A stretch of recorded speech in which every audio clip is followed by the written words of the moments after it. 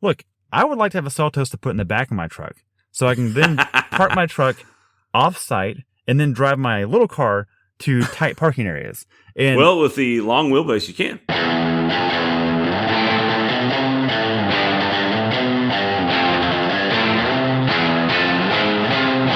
Hello, welcome to Brake Check. I'm Craig. And I'm Bryan. And this is episode 14, and we have some more fun topics for you. We have what we've been driving lately. We have some cars and engines that are leaving us. We have a vehicle that's coming, but oh, so slow. And Bryan wants to get in the steering. Again, he wants to argue about Mazdas, so that should be fun. Stay tuned for that. With that, Bryan, you're going to kick us off tonight with what we've been driving lately, and that is the Mustang Mach 1. We recently had a chance to do that. Why don't you let us know what your thoughts on it? Oh, yeah. Boy, oh, boy, am I excited about this car. I think you were, too. I think it's fair to say that maybe you weren't excited coming into it, but you left pretty happy with it. Yes. I was very excited to get it because this car represents to me the best possible GT. And for those that think that Shelby GT350 is a bit too much for a 10-year ownership proposition, I happen to be one of those people. I'm a little nervous about the longevity of the Voodoo, amazing Voodoo engine. But on a regular GT with the manual, I'm also worried about the longevity of the Getrag MT82 transmission. So the biggest deal to me is they've taken all the goodies from the Performance Pack Level 2. They've taken a lot of the goodies from in terms of engine, from the Bullet, which was just the best version of the Coyote with a crossplane and no boost or anything like that, at 480 horsepower, which is a lot. And they've shoved it into a very competent chassis with the incredible Tremec transmission from the Shelby.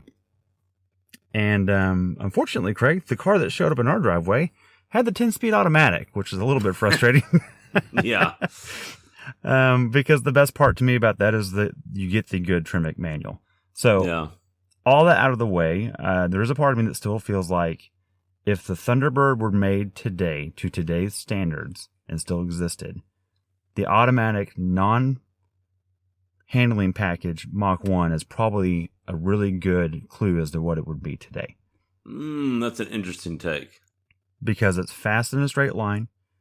It Yeah. handles, well, look, the Thunderbird didn't handle bad for its time. It handles bad for today's time. And the Mach 1, even without the handling pack, handles quite well. So I feel like I was going to say, it actually handles pretty good. handles really well, even without that, which I think, and I want your opinion on that too, because you have a different driving route than I do, and you found some things that I didn't. Why don't you tip into that a little bit about handling? What surprised you about that? Well, I don't always forget the name of them. Does Ford calls their magnerized, or are they electromagnetic? What do they call their? I call it mag ride. I'm not sure what their official term is. I think it is mag ride. Yeah, everybody calls them mag ride, but I think that's actually Chevy. I can't remember, but anyways, that setup, and you nailed it when we first got it. As much as we like the wheels on the handling pack, they're too much, and they're going to start tramlining. I thought this suspension and wheel setup was the best in a Mustang I've ever been in. There was zero tramlining. It still handled well when you pushed it. Now, we weren't tracking it, even though everybody says this is the track car. Sure, I'm sure it is, especially with the handling pack. I'm sure it is the track Mustang. Right. But what I found was it rode really comfortable in every situation, just about every situation you could be in, and that was refreshing. Yeah, and I think that really sums it up quite well. Like the spec that we had was the most easy to live with every day because it had the 10 speed, so if you live in a traffic situation. And then the non-handling package still had mag ride, still had active exhaust. So you could actually put it in quiet mode, start it up at 5 in the morning and not wake anybody up in your neighborhood. And then when you get onto the highway, you can open it up to basically straight mufflers or mufflerless situation. And it sounds incredible. It's one of the first Mustangs that I can imagine buying and doing nothing to it. Yeah. Not putting in exhaust, not putting in lowering springs or dampers and all the things that you normally do historically to a Mustang. It's just done right out of the box. Right. The drawback still to me is the sticker package on it.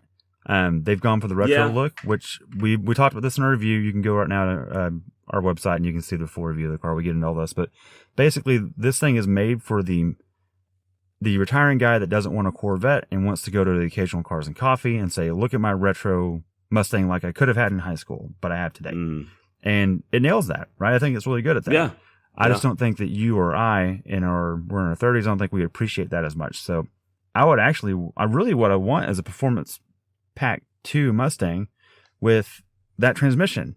And it's kind of weird because this car is stuck in the crosshairs, right? The non-handling package is basically the wheel and tire package of a Performance Pack Level 1 GT, which you can still buy, which, like you said, won't tramline, still handles really well, kind of the sweet spot.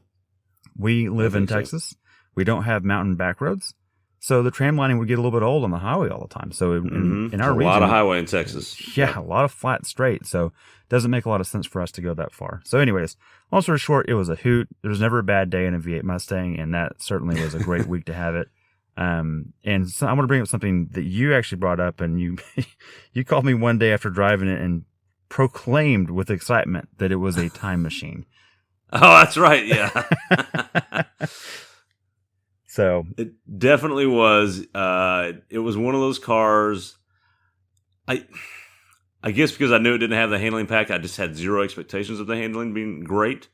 But then I get on a back road and I just absolutely, you open it up a little bit, and you just every time I looked down, I couldn't believe the speed I was carrying. I was like, oh wow, yeah, because it's so confidence inspiring. It just handles it, and it's And so that's why I call it the time machine, because next thing you know, I got there a lot quicker than I thought. Didn't even try to, really, Right. Now, I do want to do something that we don't really get to do this when we review the cars, because we don't have them all at the same time, and it's hard to do. But we did recently, and we talked about this a lot when we had these cars. We had the C8, in that beautiful sea green orange. We had this Mach 1, fairly recent after that. So we had a lot of cross-talking and back and forth between comparing those two. Sure. And then we also had, recently after that, the Toyota Supra. Okay, and yeah, that's right. Yep. They were all unbelievable in their own ways, in different ways. Like the C8 was a just great all-around performer in everything. It was just almost magical, right? But it was very engaging. It's the everyman's McLaren, but the motor wasn't special enough to be McLaren. Right. The Mach 1, I had low expectations, but then it ended up like checking all these boxes, like, this is really comfortable and really capable. Yeah. And then I got in the Supra, and it way exceeded expectations in its performance. But not in its Grand Touring. Right. Not in its Grand Touring, its comfort. And so you and I keep going back to, okay, which car do you want to drive across the country in? And it's the Mach 1 by far. Yeah, okay. I'm glad. I thought you were going to say C8, which I can't disagree with. If I were a few inches shorter, I would really look seriously at that, because it has a ton of trunk. If you only need 2 seats, it's surprisingly comfortable on the highway. To me, the Mach 1 has somehow a little more personality than the Vet does. And a lot of it's exhaust. Yeah, a lot of it's just the Coyote. I'm sorry, people are going to get upset by this, but the Coyote feels more special than the LT or LS based engines. Not that they aren't incredible; they're one of the most incredible, proficient motors on the market. But they don't give you the special feel. Whereas the Coyote wants to ring out to 7,500. That's a lot of RPM, and so that's my take. Now the Supra, which we'll talk about that in a future podcast in depth. But on a high level, I want to talk about how its performance just wowed me, and it might be expectation. We talk about this a lot. When you walk in with what you're expecting, you get surprised one way or the other. I expected to handle almost exactly like it did, which was great. And granted, we've driven that car on track once before, so we weren't totally oblivious to its abilities. But when I got it on the open road, not on a track, in our flat straight sections, its ability to just steamroll and never stop accelerating just took me off guard, honestly. It definitely feels faster than both the Vet and the Mach 1 at triple digits. I'm not saying that it is, but the sensation certainly is. And the twin scroll turbo makes that happen. So it was impressive, but again, not very comfortable. Low roof line. I didn't think it was bad once I was in. I had enough headroom once I was in. In fact, it was better for me than the C8 was once I get in it. But the windowsill is so low, I have to remove my head to get in, then put my head back on, then I'm good to go. So it's one of those weird, styling kind of made that happen, but man, it looks cool. It's a cool looking car in person that photos really don't give it full justice. Right. No, absolutely. So let's get into another vehicle we were in recently for a very brief time. We got a little quick review on. It's already out as well. Mm-hmm. We have 2 reviews on this, actually, on this one. We do. We have a walk around and then a little quick drive. We're looking forward to more time in it and maybe a full in-depth review. We haven't had that yet. But the Jeep Grand Cherokee L. Yes. And to me, interesting nomenclature, just putting the L on there. It reminds me of the Expedition EL back in the day. Like it's just Yukon XL. Like just call it the.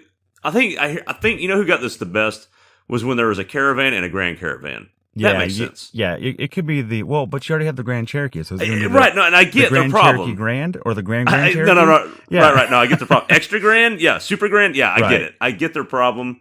It's just weird that it's L. Also, creating a whole separate model versus just a model trim. Like surprising they couldn't just make it a trim. So Grand Cherokee, and then one of the trims is L, and it comes with a third row, but it is a different stretched out chassis. So I guess chassis. I get it. So yeah. It's actually, don't think Grand Cherokee of previous generation, think Durango in size. It's closer to that. And so, like you said, the wheelbase is drastically different.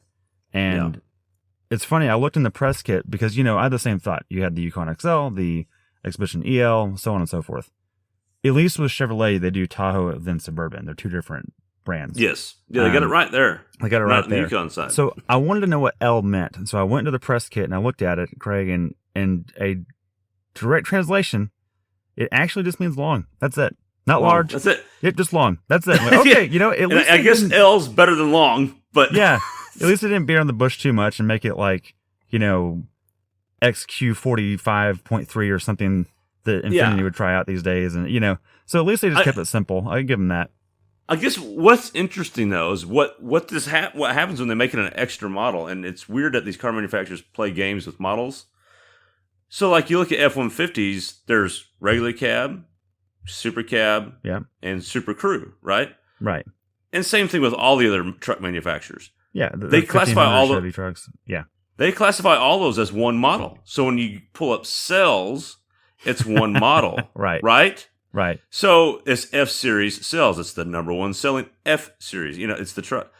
Right. So I'm surprised. Which, by the way, includes 250s and 350s and 450s and 650s and 150s. Even weirder, right? Right. So that's how many different actual models, but under one model name. Versus we get to a Jeep Grand Cherokee and a Grand Cherokee L, we have 2 models. That's really weird to me. I don't know. Just interesting. You think they would combine those, but it's an interesting thing. I am curious for when the 2-row comes out because I don't know about you, man, but I was really happy with what Jeep had done in terms of design and execution and fit and finish. The first one I saw was a pre-production car show vehicle, which had a couple panel gaps I was questioning, but being pre-pro, I don't really give that a full grain of salt. The second car that we actually drove and reviewed was from straight off a dealer's lot. So it was no mop and glow, no tricks from manufacturers, and I was pretty impressed with it. I don't know about you, but I guess I wasn't expecting to be that nice. And so that's what's special about this thing. This is the all new Grand Cherokee.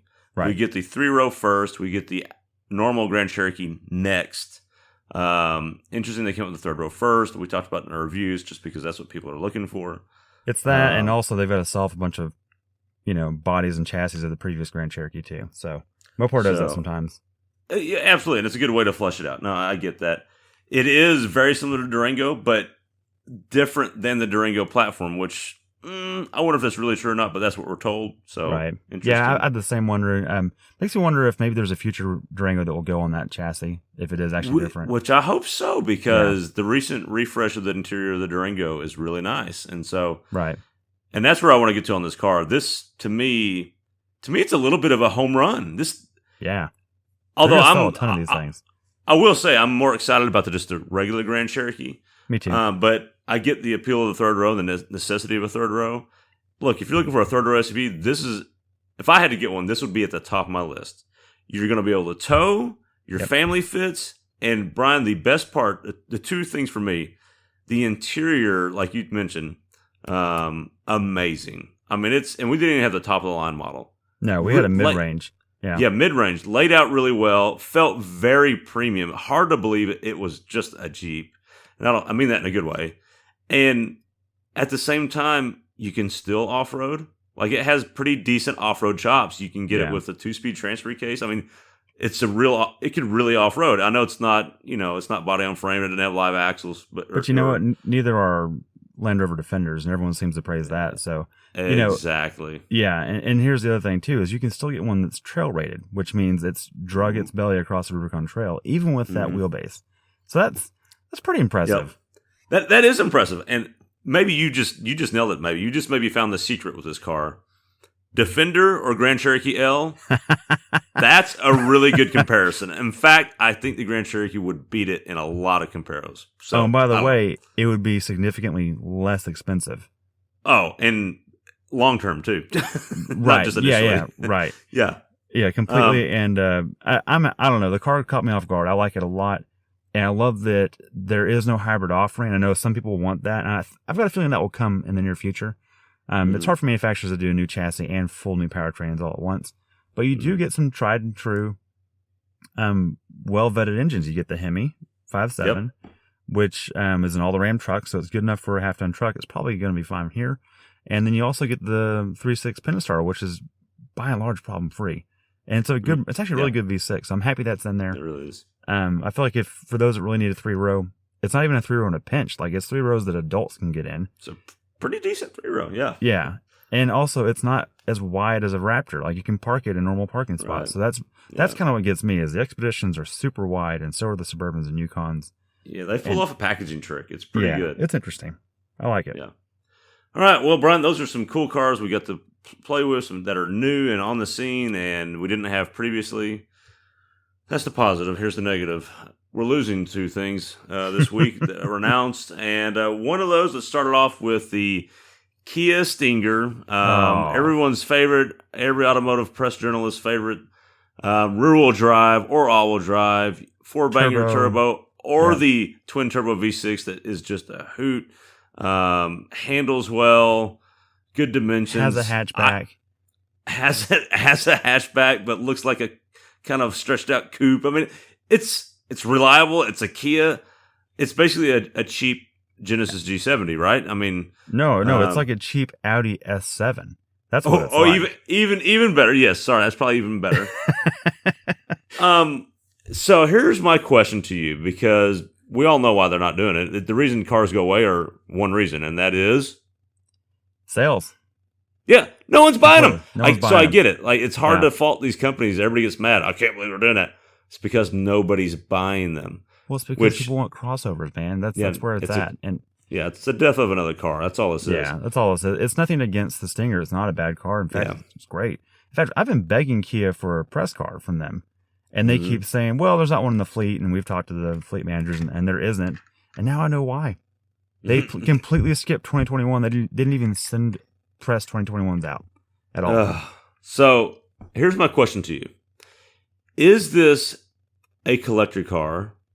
And if so, when does it become a collector car? How soon? The answer is right now, no, because nobody wants them anyways. And down the road, yes. This will be on Bring a Trailer in 20 years. This will be at whatever the next Radwood Cars and Coffee deal is. And luckily, they made quite a bit of them. It kind of makes me want to jump on one in about 3 or 4 years, because it won't be a collector yet. I feel like in 10 years, it will be. I do too. I think it's going to be like the Pontiac G8. They couldn't sell any of them. Nope. And then 5 years later, 6, 7 years later, you cannot find them today. If you want a manual G8, never going to happen. A G8 or an SS, good luck. Right. I looked at SS's the other day, and they've gone up about $15,000 since the last time I looked at them. And I feel like this car is going to do the exact same thing in a decade. Yep, I agree. So, okay, we've got something else that has left us, Brian. This one you're probably a little happier about. And we're going to get a chance to get our hands on one and give it a proper send-off, a proper farewell coming soon, a video coming out soon. But that is, well, Brian, Ford makes a lot of motors. I mean, they do. A lot of motors. So, the 2021 lineup, let's just go through those real quick. We've got and if I'm wrong, help me out. Okay. 3.3 liter V6. Is that still around? Are you talking about trucks specifically? Yes, trucks. Okay. Yeah, just trucks. 3.3. That's the starter. Yep. Yeah, we're just talking about F-150s. Just F-150s. Okay. 3.3 liter V6. And then we've got a 2.7 liter twin turbo EcoBoost. Mm-hmm. Little pocket rocket right there. We got a 3.5 liter EcoBoost. Monster. Yep. We got a 3.5 liter HO EcoBoost, which is going to be in the Raptor, I guess. It was in the previous Raptor too. Yeah. Was in the previous Raptor. Yep. We've got the Power Boost Hybrid. Yep. We've driven that. Pretty good setup. We've got the 5 liter V8. Yes, the bald eagle. Yep. And then we still have, this year anyways, the 3 liter Powerstroke diesel.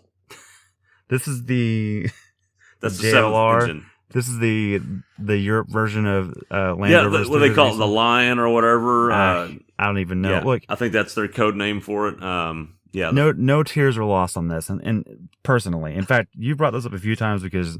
Well, hang on, let's make the announcement. We haven't made the announcement. Oh, okay, make the announcement.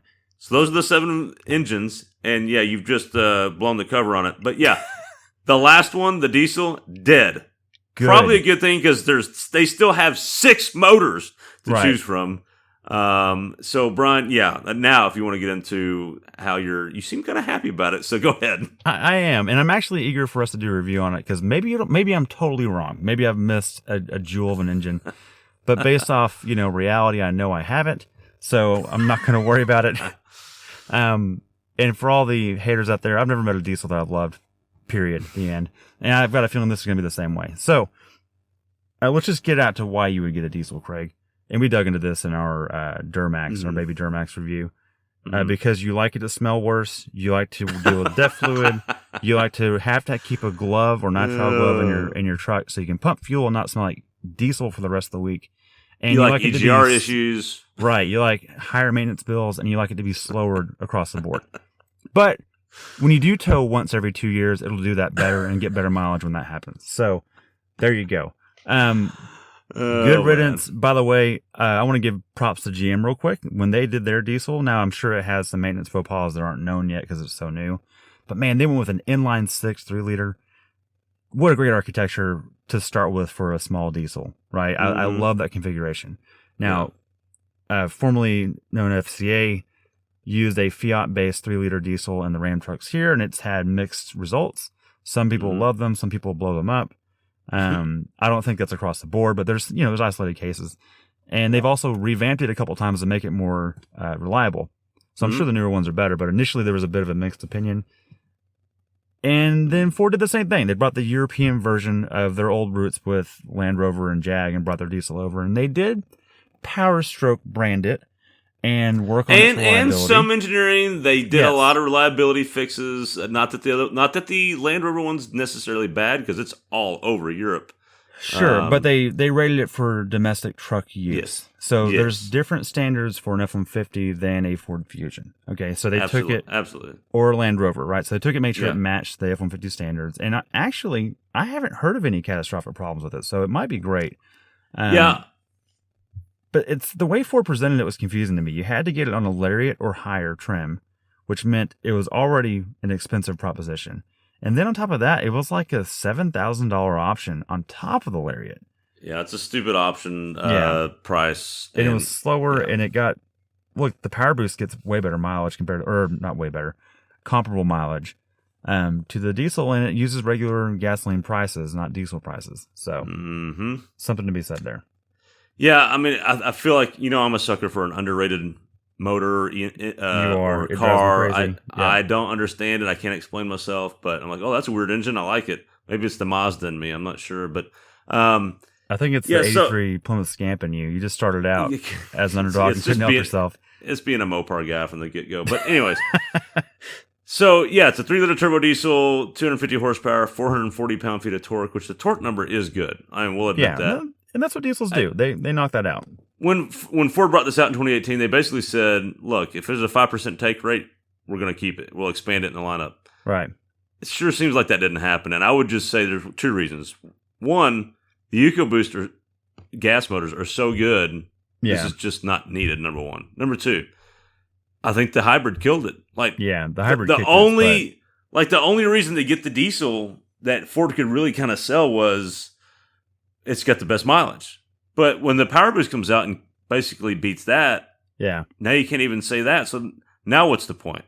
So Well, I want to give a little background to this too. It's funny. There's some irony in the way that it was presented and when it was rolled out. It was rolled out right after Dieselgate with Volkswagen, which put a sour taste in anyone's consumer grade diesel minds. Right. That's a good point. Because your heavy duty guy still wants a diesel for that application, but your half ton grade driver doesn't really have to have a diesel. Right. He's not really sold on the image of a diesel. He just goes, no, they want a V8.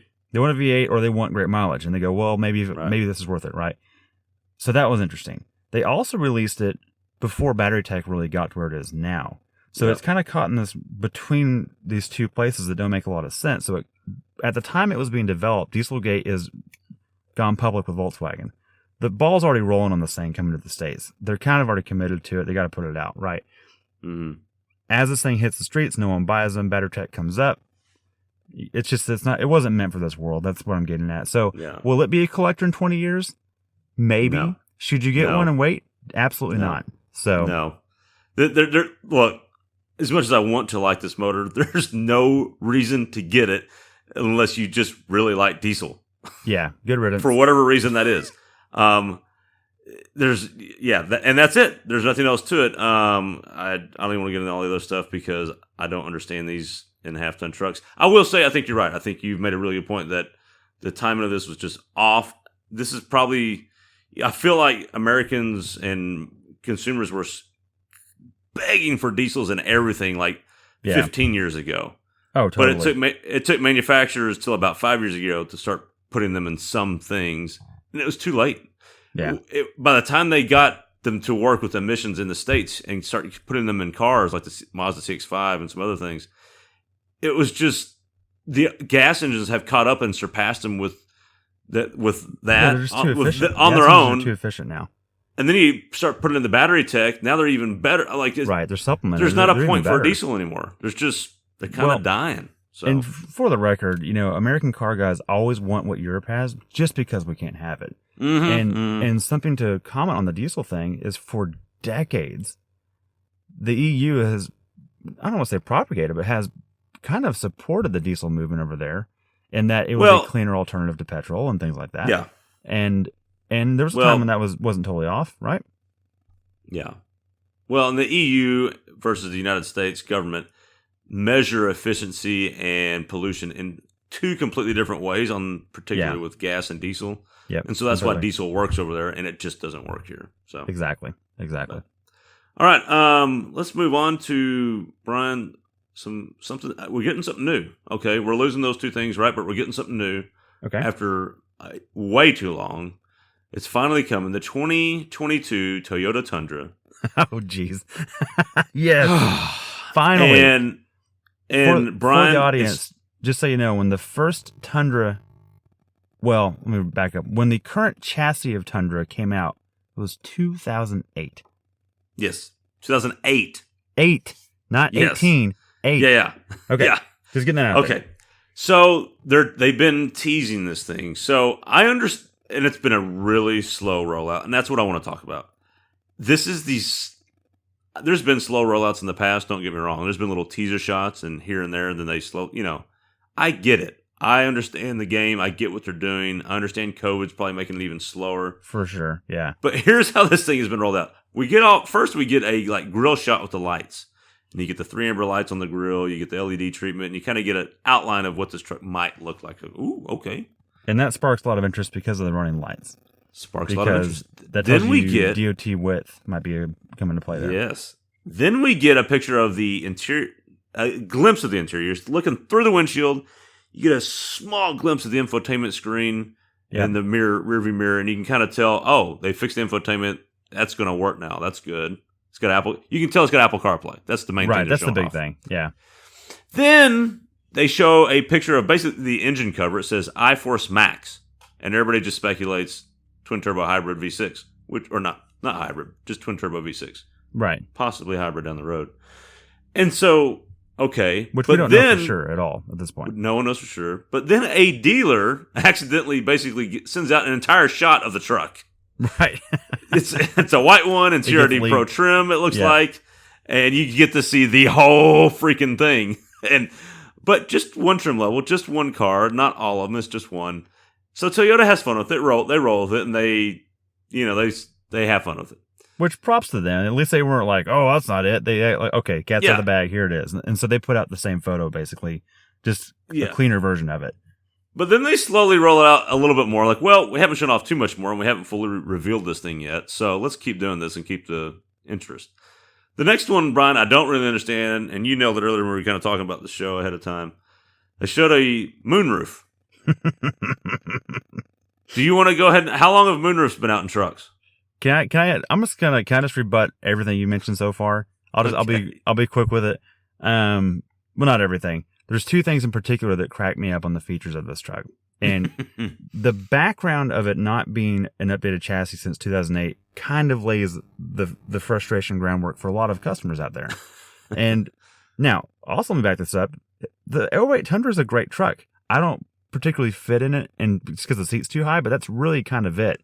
It's a really solid, long-lasting thing, and Toyota doesn't revamp chassis very often, 4Runner, Tacoma, because they work, and they keep selling them, so why do they wouldn't need to, right? Right.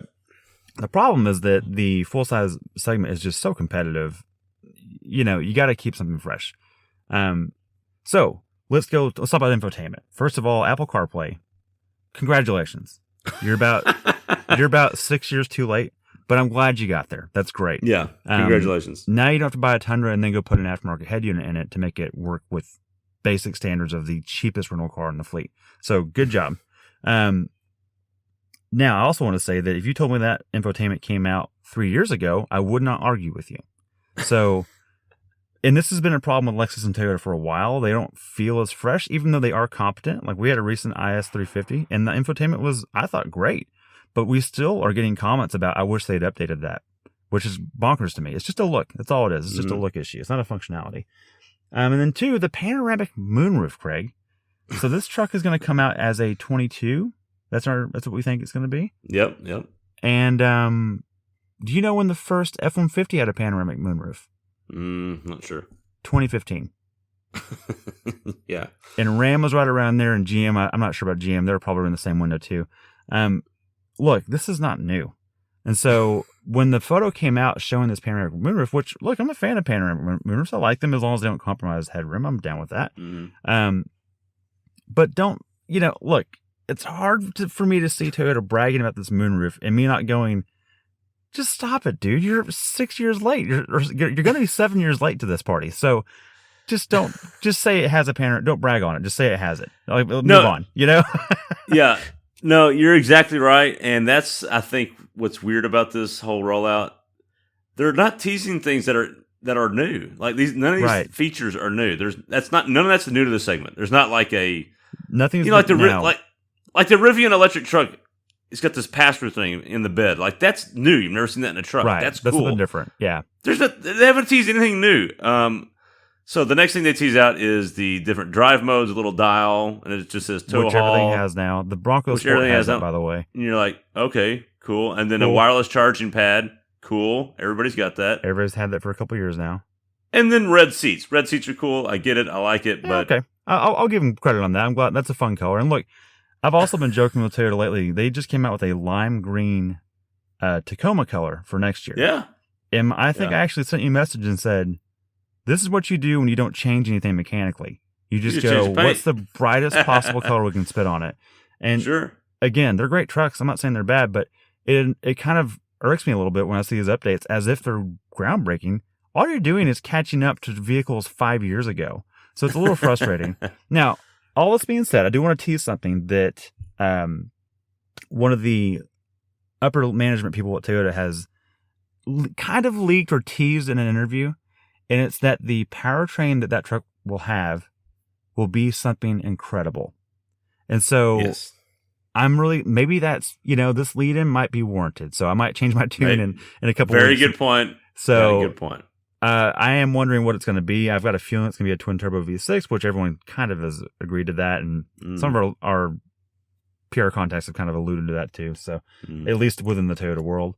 And you asked this the other day. I wonder if it's going to have a hybrid assist with it, and that might be the incredible part. Because look, when the 5.7 V8 came out in the Tundra, it beat everyone. Yeah. At that time, Ford had a 5.4 V8, which was a boat anchor in comparison. Yeah. So seriously, it was a big deal then. I'm hoping they do the same thing this time because look, it's got to last 18 years. They're not changing it, so it better be good. That's a good point. And I just wonder, look, if they can do the Toyota RAV4 Prime trick and its acceleration, yes, if they can do that in a full size Tundra, pull that same trick off, well, they've got something. So yeah. Could you imagine if they had an electric motor on each front hub independently? That'd be pretty good. The Prime is really a good setup, so I've got high hopes. I think it's going to be awesome. I really can't wait till it gets there. As much fun as we're having jabbing Toyota, it's going to be awesome. So. Yeah. Okay, so last topic, you wanted to, for whatever reason, I don't know if you're a glutton for punishment or you just like us to argue. I don't know. You brought up a Mazda thing. And every time you and I get in a Mazda, for whatever reason, you and I have the biggest debates. And so I'm going to let you kind of kick this topic off. It's about something about steering. I'm going to let you get into it. Go for it. First of all, just want to clear the air. I'm not looking for a fight, man. I'm just here to talk, okay? So look, here's what it brings up. I was actually editing the Mazda CX-30 review recently, and you and I have been talking about the Grand Cherokee L, and wheelbase came into mind. Because something I realized, I actually didn't know this prior to filming the CX-30. You told me this. The CX-30 has a 3-inch shorter wheelbase than the Mazda 3, which it is based upon. Mm-hmm. And I remember driving the CX-30 all week going, why is this more fun on my test route than the Mazda 3 was? And it comes down to wheelbase, which we've known this for years. That's a big deal, right? So the Supra, when it came out, it repeated 1 million times that it has the exact same wheelbase as the Porsche Cayman, which is 99 inches or whatever that is. Right. And is a good thing to be compared to. Is a good thing to be compared to. And by the way, when we drove the Supra, it turns in beautifully, like really well. Yep. Mm-hmm. It just, that's why Miatas are so good. The wheelbase, while the wheels are out to the corners, it's still not that long. Minis, they're not that long. In terms of just chassis dynamics, I'm talking about tip in and turn in. And so really, I'm not talking about Mazda in particular, but I'm talking about wheelbase. And so this is why I'm intrigued by the two-row Grand Cherokee L, or non-L, because the L, while it was very manageable, I feel like the short wheelbase will actually be pretty zippy. And that's kind of a weird term for an SUV, but it's not going to handle brilliantly, but it's going to turn in well, right? Like when you drive an Expedition versus an F-150, the Expedition has a stubby axle, right? And so it has a sharp turning radius. And so, anyways, I want to talk about handling in general. This is why we like Miatas. This is why we like hot hatches. This is why we like short wheelbase vehicles. And I want to give Mazda a little credit on the CX-30 for handling so well. I feel like I've beat them up a lot lately, and I was actually really happy with that car. And I'm really going to attribute that turn-in particular to wheelbase. And I think handling in general, steering can make and break that. And getting back to the Vet and the Mach 1, their two drawbacks is a lack of communication in the steering wheel. Whereas the Supra was probably the better of the three. Yeah. No, fair point. Fair point. You know, it's funny because for years you would hear BMW, you got to push the wheels to the corners, wheels to the corners, wheels to the corners. Right. But you can also overdo it. Yeah, you can absolutely overdo it completely. You can overdo it and take back some of the, like you're saying, the feel. The average Joe, I drive a car and I don't understand the turn in and whatever all, but the feel of the car, I get what you're saying. I mean, you just it feels more alive, more responsive. Is maybe the way I would put it. Well, this is why you and I did a Ford event years ago when the Focus and Fiesta ST came out.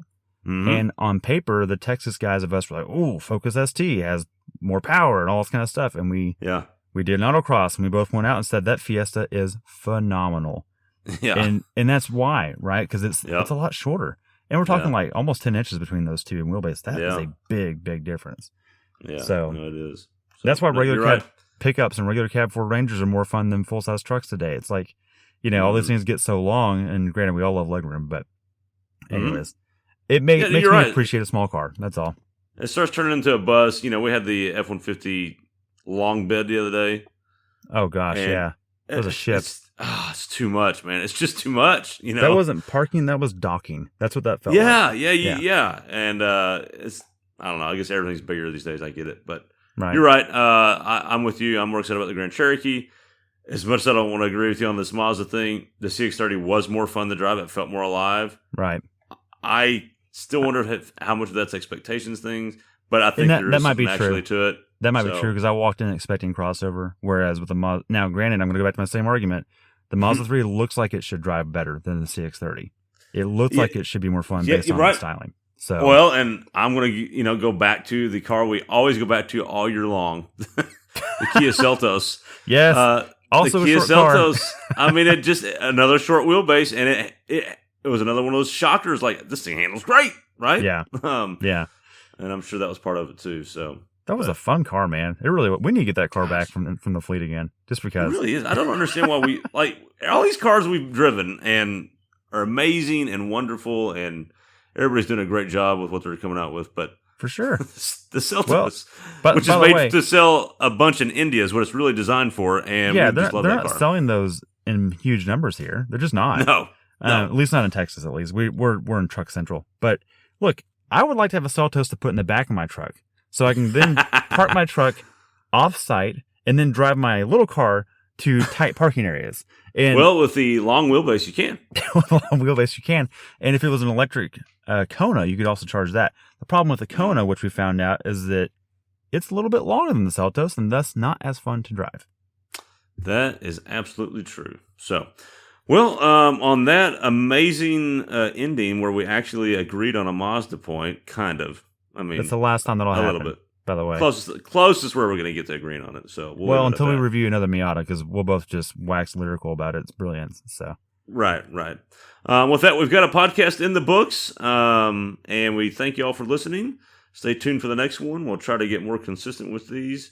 Hopefully, you caught our previous one with the boys on GT Garage Talk. If you haven't, and this is your first one you listen to, go back, check that one out. That's a good one. You don't want to miss it. And until next time, Brian, I think that's it. Where do they need to check us out? BrakeCheckShow.com. It's all there. Man, that's easy. Way easy. All right. Appreciate it. See y'all. Bye.